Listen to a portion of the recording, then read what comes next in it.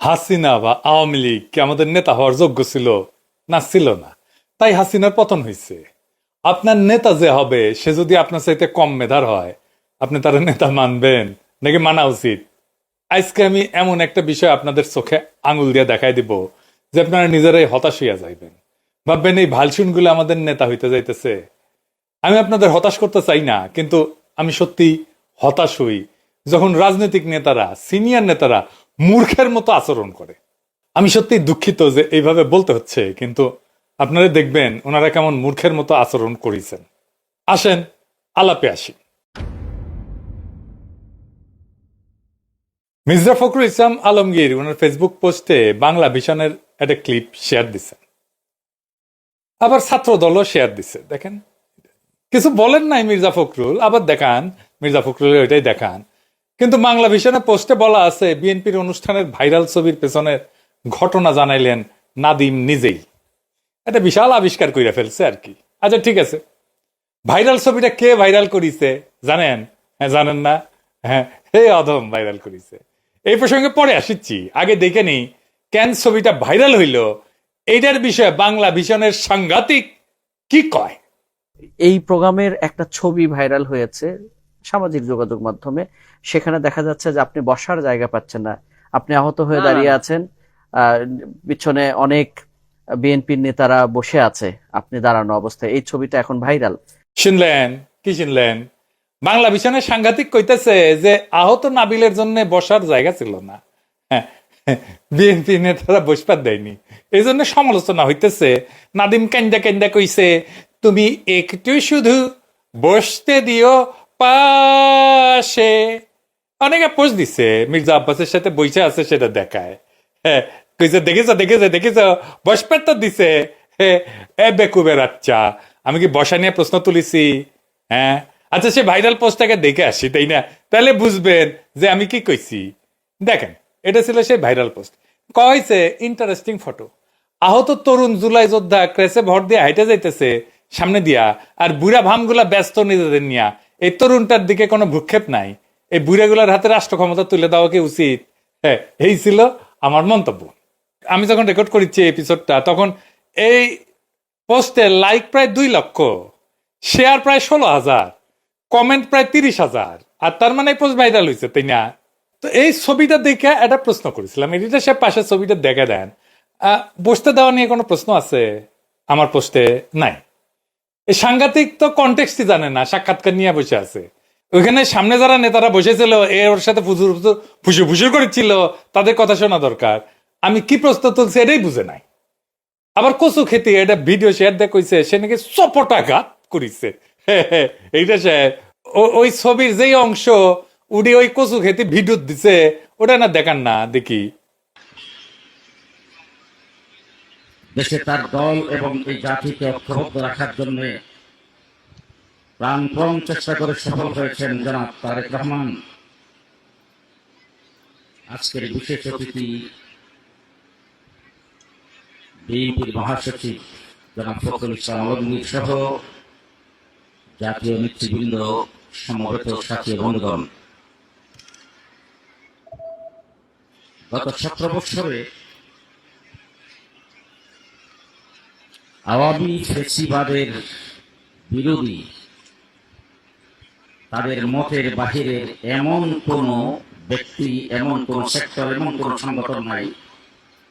ছবি আর ভিডিওত কোন তফাৎ আছে? নাই। আমরা ভিডিও তার একটা নতুন জিনিস পেলাম, ব্যাকগ্রাউন্ডে তারেক রহমানের বন্দনা করা হচ্ছে, তাই না? এটা নাকি আহতদের নিয়ে প্রোগ্রাম। তো আহতদের নিয়ে প্রোগ্রামে তারেক রহমানের বন্ধতা কেন করেছে বাবা? তারেক রহমানকে আহত হয়েছিলেন নাকি? তো আমি যা লিখেছি আর ওরা যা বুঝিছে তাকে ঠিক একই জিনিস। এই বুদ্ধি নিয়ে, এই মেধা নিয়ে রাজনীতি আলাপ করে বেড়াইছেন, রাষ্ট্র চালাইবেন আপনারা। হ্যাঁ, আপনারা তো আম কইলে আমরা বুঝবেন। একজনেরও মাথা আসলো না যে এই লোক তো এই কথা কয় নাই। বসাবসি নিয়ে তো কোনো কথা কয় নাই। বাংলায় তো লেখা আছে, তাই না? ফ্রেঞ্চে তো লিখি নাই। ফ্রেঞ্চে লিখলেও তো গুগল ট্রান্সলেট করে পড়া যায় কি লিখেছি, তাই না? বাংলা লেখাপড়া বুঝতে পারেন না, মির্জা ফখরুলকে বুঝে এটা শেয়ার দিলেন। মানে উনি বুঝলেনই না আমি কেন সমালোচনা করেছি। ওই ছবিটা তো মিথ্যা বলেনি, কিন্তু তাতেই আমার গালাগালি শেষ নাই, কয় আমি নাকি গুজব ছড়াইছি।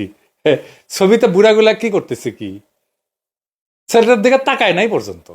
দেখেন আবার এইখানে আমাদের বড় দলগুলার গণতান্ত্রিক ভণ্ডামি উদ্ঘাটিত হয়। ছবিটা তোলা হয়েছে একটা প্রকাশ্য অনুষ্ঠানে, যেখানে একজন তরুণ, যে বর্ষা বিপ্লবের একজন আহত শ্রেণী, ও হয়তো বিএনপি করে, ছাত্র দল করে হয়তো, ক্লাসে ভোট দেওয়ার সামনে দিয়ে হাইটা যাইতেছে। সেই সময় তার সামনে বসা প্রবীণ রাজনৈতিক নেতারা কেউ তার দিকে তাকাচ্ছে না, কেউ না, কেউ তার সাথে চোখাচোখি করতেছে না, নিজেদের মধ্যে আলাপ করতেছে মগ্ন। এডিটর সাহেব দেখান না, এটা সার্কেল করে দেখা দেন।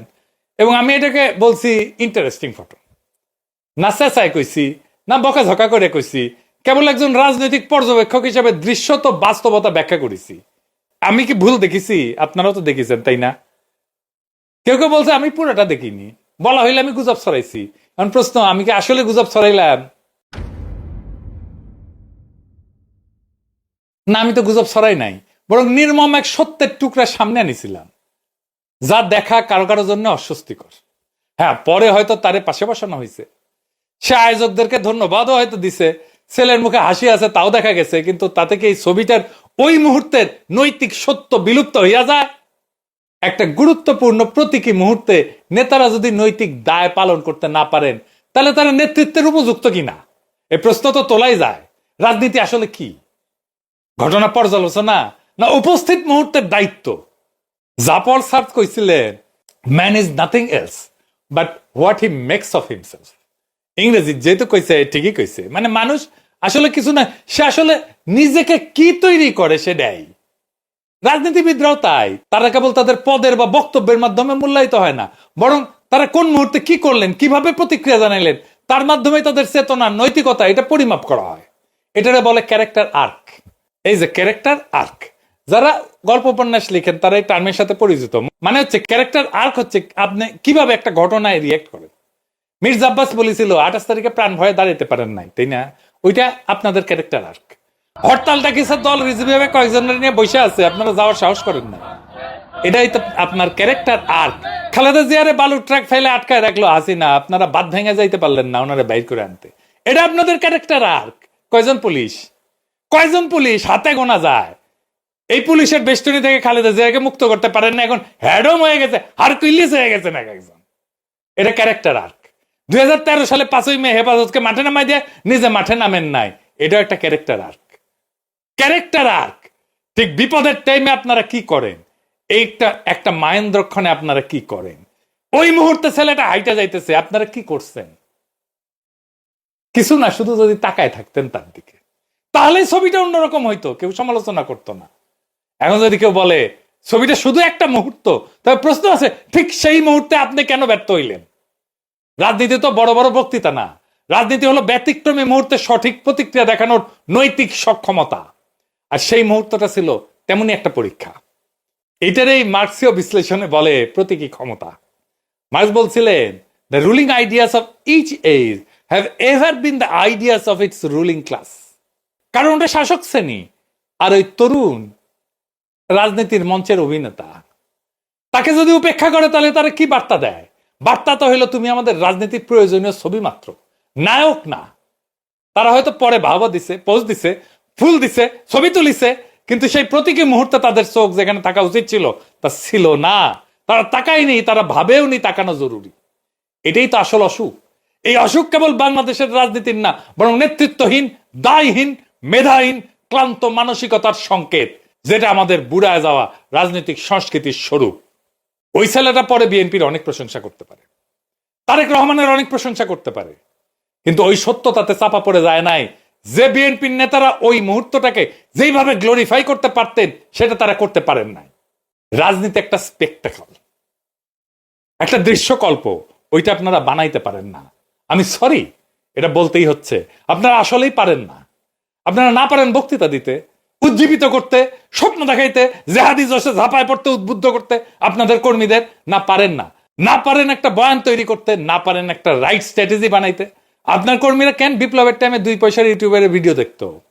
আপনি নিজেই কেন দেখতেন? এখনো দেখেন? নিজেকে প্রশ্ন করেন। ওই ছেলে যাই বলুক, আপনারা তো অস্বীকার করতে পারেন না মির্জা ফখরুল নিজের কর্মীদের থাপ্পড় মারে। ফ্রান্স ফ্যানন বলছিলেন, the oppressed will always believe the worst about themself.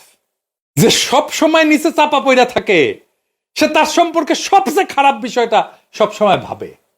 এই তরুণ দীর্ঘদিনের দুঃসহ অভিজ্ঞতার পর একটা শুদ্ধতর স্বীকৃতি পাইতে পারতেন, সেটা দেওয়া হয় নাই। সে বিএনপির কর্মী, সে তো থাপ্পড় খাওয়ার কথা ছিল মির্জা ফখরুলের কাছে, তাই না?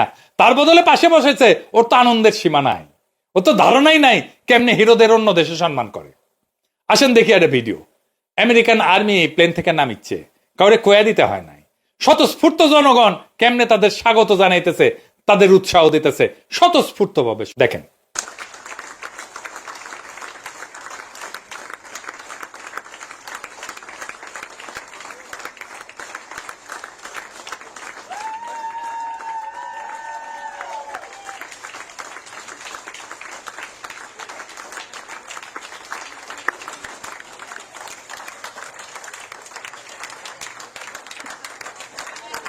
এইবার দেখেন একটা অনুষ্ঠানে আনুষ্ঠানিকভাবে কেমনে সম্মান জানায় হিরোরে।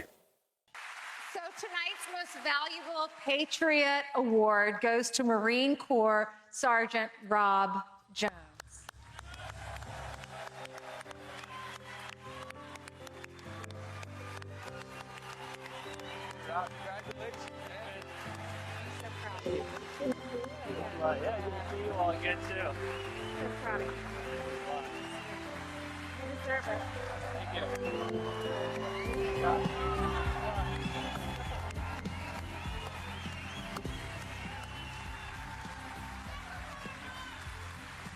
So, Rob, the country's inspired by you, your story, and the one they just saw when you were introduced for the first time.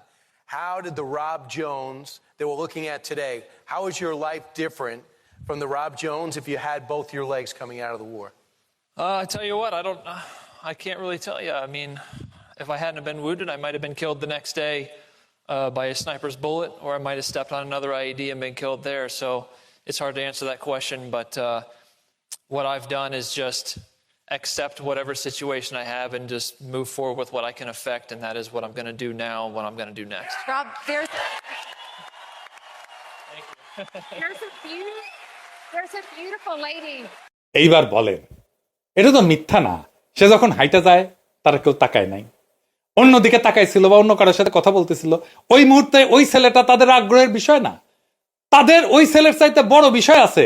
যদিও অনুষ্ঠানটা জুলাই যোদ্ধাদের সম্মান জানানো নিয়ে হয়, তাহলে তারাই তো ফোকাস অনুষ্ঠানের। ওই গুজুর গুজুর ফুসু ফুসুর তো ফোকাস না। আপনি তো গুজুর গুজুর ফুসু ফুসু করতে আসেন নাই অনুষ্ঠানে। যেভাবে সভ্য দেশে সম্মান জানায়, সেই সম্মান যদি পূর্ণ হয় সেটা অসাধারণ। কিন্তু তাতে কি আমরা সেই মুহূর্তের নৈতিক ব্যর্থতা অস্বীকার করতে পারি? আমি যা করছি তা গুজব না, তা হচ্ছে রাজনৈতিক স্মৃতির সংরক্ষণ। আমার পোস্ট ছিল এক ধরনের নৈতিক প্রশ্ন, সেটাই বিএনপির সহ্য হয় না। এটাই হইতেছে বিএনপির কালচার, এটা বিএনপির রাজনীতি। কারণ এইখানে প্রশ্ন করলে গালি আসে, সত্য তুলে ধরলে ষড়যন্ত্র হয়, আর ছবি বিশ্লেষণ করলে গুজব হয়। এই মুহূর্তটা আমাদের দেখাইছে নেতৃত্ব বদলানোই যথেষ্ট না, নেতৃত্বের দর্শনও বদলাইতে হবে। আর ওই মুহূর্তটা, ওই তরুণটা আমাদের চোখে আঙুল দিয়ে দেখাই দিছে ক্ষমতার জন্য কে প্রস্তুত, কে সময়ের ক্লান্ত চেহারা। এই ছবিটা ইতিহাস সংরক্ষণ করবে। আমি যেইভাবে বলছি, ইতিহাসও সেই ভাষায় একদিন উত্তর দেবে। কারণ রাজনৈতিক ছবি কখনো শুধু আলোকচিত্র না, ওটা সময়ের দলিল। এরপরে বিএনপি কর্মীদের তো গালাগালি শেষ নাই। আমি এটা ব্যাজ অব অনার হিসাবে নেই। বিএনপির কর্মীরা যখন প্রাণ নিয়ে দৌড় বেড়াইতো, গুম হইতো, নির্বিচারে ক্রসফায়ারে মারা যেত, সেই সময়গুলোতে আমি বিএনপির ক্রসফায়ারে মারা যাওয়া কর্মীদের নিয়ে এমন ভিডিও বানাইতাম। দেখেন এডিটর সাহেব, একটু দেখা দেন। আওয়ামী লীগের হামলা মামলার ভয়ে 15 বছর ধরে চট্টগ্রামে আতঙ্কের সাথে পরিবার নিয়ে থাকতেন তিনি। কখনো কখনো ঢাকায় অবস্থান করতেন পলিটিক্যাল কারণে। এমনকি খুন হওয়ার 4 দিন আগেই ঢাকা থেকে এসেছিলেন নুরু। নুরু হত্যার কোনো বিচার হয়নি। শুধু নুরু নয়, এমন অসংখ্য মানুষকে হাসিনার পুলিশ, র্যাব এভাবেই হত্যা করেছে। অনেকের লাশ খুঁজেও পাওয়া যায়নি। নুরু পরিবার ভাগ্যবান, তার লাশ অন্তত পরম মমতায় কর্ণফুলী নদী তীরে পৌঁছে দিয়েছে। কর্ণফুলী নদী সাক্ষী আছে সেই রাতের চন্দ্র তারা। আমরা তোমাদের সাক্ষী মানলাম। হাসিনার ফ্যাসিস্ট শাসনে স্বজন হারানো হাজার হাজার মানুষের কান্নাকে কর্ণফুলী, তুমি অনন্তকাল বয়ে নিয়ে যেও, ততদিন যতদিন মানুষ টিকে থাকবে। আমাদের সম্মিলিত কান্নাকে কর্ণফুলী তোমার কাছেই গচ্ছিত রাখলাম। বিএনপির যে কর্মী সমর্থকেরা এই ছবি নিয়ে কচু খেতির উস্কানিতে উন্মত্তের মতো আচরণ করেছে, আজকে ক্ষমতার কাছাকাছি পৌঁছে, তাদের তখন দেখা যেত না। আমি বিএনপি না কইরাও সে দাহকালে বিএনপির পাশে দাঁড়াইছিলাম যখন বিএনপি মজলুম ছিল, আবারও দাঁড়াবো যদি মজলুম হয়। আবার এই বিএনপি সামান্য সমালোচনা নিতে পারে না। আপনাদের কাছে প্রশ্ন, যেই বিএনপি সামান্য সমালোচনা নিতে পারে না, এরকম দলকে আপনারা বাংলাদেশের রাষ্ট্র ক্ষমতায় দেখতে চান কিনা? এদের চোখ উল্টাইতে এক মুহূর্ত লাগে না। পৃথিবীতে একটা নজিরবিহীন ছাত্র জনতার বিপ্লব হয়েছে, সেই বিপ্লবকে পৃথিবীর সামনে দেখিয়ে দিতে হবে এই রক্তাক্ত বিপ্লবের মধ্য দিয়ে। গণতান্ত্রিক গণঅভ্যুত্থান, ছাত্র গণঅভ্যুত্থান সৃষ্টি করেছে। কেউ যদি এটাকে বিপ্লব বলতে চায় তাহলে আমি দুঃখ প্রকাশ করব, এটা কোনো সামাজিক বিপ্লব নয়। এরা রাজনীতি বুঝে না, এরা দাসত্ব বোঝে। যে ওর দলের দাসত্ব করবে ওরা তার সাথে থাকবে, আর তার বাইরে যারা তারা আরো শত্রু। যারাই এদের দাস না তার উপরে এটা ঝাঁপায় পড়বে নেকড়ের মতো জিঘাংসা নিয়ে। সেই দিন যেমন কর্ণফুলীর সাক্ষী রাখিছিলাম, আজকেও আমার দর্শকদের সাক্ষী রাখতেছি আর শপথ নিচ্ছি এই দুর্বিনীত রাজনৈতিক চর্চাকে কোনোভাবে বাংলাদেশের মাটিতে খুঁটি গাড়তে দেব না ইনশাল্লাহ। বিএনপির নেতা কর্মীদের বলি, আমার পরামর্শ নিতে পারেন নাও পারেন, কিন্তু কয়ে রাখা আমার দায়িত্ব। কচু খেতিতে দিয়ে রাজনীতি তৈরি হইতে দিয়েন না। গোয়েন্দা সংস্থার টেকে দিয়ে চলা মানুষরা বাজারে মাইয়া মানুষের মতো। প্রচুর লাস্যময়ী হয়, সাথে থাকে রোগ। দ্বিতীয় বিশ্বযুদ্ধের টাইমে এই রোগ এতই বাইরে গেছিল, সৈনিকদের মধ্যে যে এমন পোস্টার ছাপাইতে হয়েছিল। আমি বিএনপির অফিসে ইনকা পোস্টার লাগিয়ে দিতে চাই কচু খেতিরে নিয়া, কচু খেতির সংস্রব এড়ানোর জন্য। এই প্রসঙ্গে একটা বড়দের কৌতুক দিয়া এপিসোড শেষ করব। বাচ্চা লোক এপিসোডটা না দেখলেই ভালো হবে। এই কৌতুক কলে আঙ্কারে মেডিকেল কলেজের কৌতুক। মেডিকেল কলেজে ইনকা প্রচুর কৌতুক আছে যা বাইরে আপনারা জানবেন না। এক পংটা পোলা তার ডাবল পংটা বাপরে যা কইতেছে, বাপ টেকা দাও টেকা দাও টেকা দাও। বাপ কয় কি করবি টাকা দিয়া? তো বাপ কয় যাইস না বাপ, তোকে রিকোয়েস্ট করেছি। তো পোলা তো অবাক, বাপ নিজেই পংটা, সে কেন বাধা দেয়? তো পোলা কয় কেন যাবো না? তো বাপ কয় গেলে তোর সিভিলিস হবি, সিভিলিস খুব খারাপ আসুক, তোর সিভিলিস হলে কাজের বুয়ার হবি, কাজের বুয়ার হলে আমার হবি, আমার হলে কলে পুরা পাড়ার হবি। খুব খেয়াল। বিএনপি কচু খেতির সিভিলিস যদি আপনারে ধরে, বাংলাদেশের কোনো রক্ষা নাই, পুরা বাংলাদেশ সরে যাবি। কি হবি জানেন? জানেন তো, বুঝছাও।